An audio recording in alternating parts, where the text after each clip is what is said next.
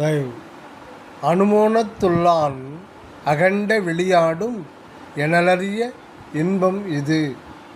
அனுமோனத்துள்ளான் அகண்ட வெளியாடும் எனலறிய இன்பம் இது.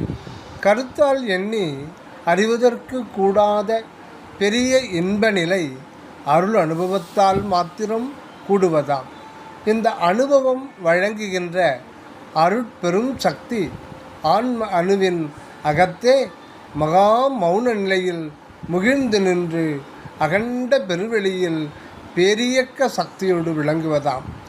ஆன்ம அணுவின் அகத்தே மகா மௌன நிலையில் அகண்ட பெருவெளியில் பேரியக்க சக்தியாக இந்த அகம்புறமாகிய இரு நிலைகளே மௌனானந்த தென்முகக் கடவுளாகவும் மகா பிரபஞ்ச ஆனந்த நடனமூர்த்தியாகவும் கற்பனை செய்து சிற்ப வடிவில் ஆக்கி தந்தனர் ஆண்டோர்.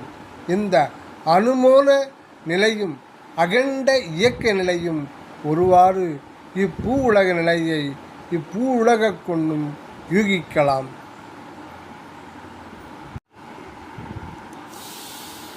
அதாவது இப்பூகோள அகநடு அணுவையும் மேற்பரப்பையும் நோக்கும்போது இம்மேற்பரப்பு சுமார் 25,000 மைல் சுற்றி வரும் ஒரு தினத்தில்.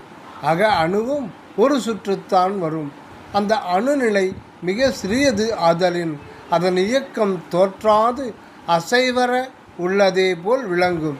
இதுபோன்று நம் ஆன்ம சிற்றணு அகத்தே மோன நிலையில் மன்னியுள்ள பதி அகண்ட பெருவெளியில் பேரியக்கத்தோடு பூங்கெழில் பிரபஞ்ச நடனம் புரிவதாக யூகம் செய்யலாம்.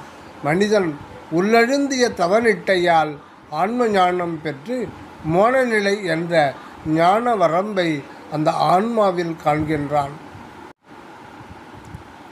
இன்றைய மனிதனோ விஞ்ஞான ஆட்சியாலே புறத்தே அண்டவெளி இயக்கத்தை அறிய முயல்கின்றான். இந்த இருநிலை கண்ணும் அருட்பெரும் ஜோதிபதியின் மெய்யின்ப வாழ்வு சித்திக்காது. இவ்விரு பெரும் முயற்சிகளும் சோதிபதியின் அடிமுடி காணச் சென்ற ஏன எகினம், அதாவது பன்றியும் அன்னமும் ஆன அரியயன் முயற்சியில் தோல்வியுற்ற கதையாக கற்பனை செய்யலாகும். இந்த அகங்கார அருள் இல்லாத வீண் முயற்சிகளை விட்டு அருள்மயமாகி நின்று வேண்டி சன்மார்க்க வாழ்வு வாழ வாழ நம் அருட்பெரும் ஜோதிபதியின் துணையடி அனுபவம் கைவரப்பெற்று பேரின்பில் வாழலாம் என்பது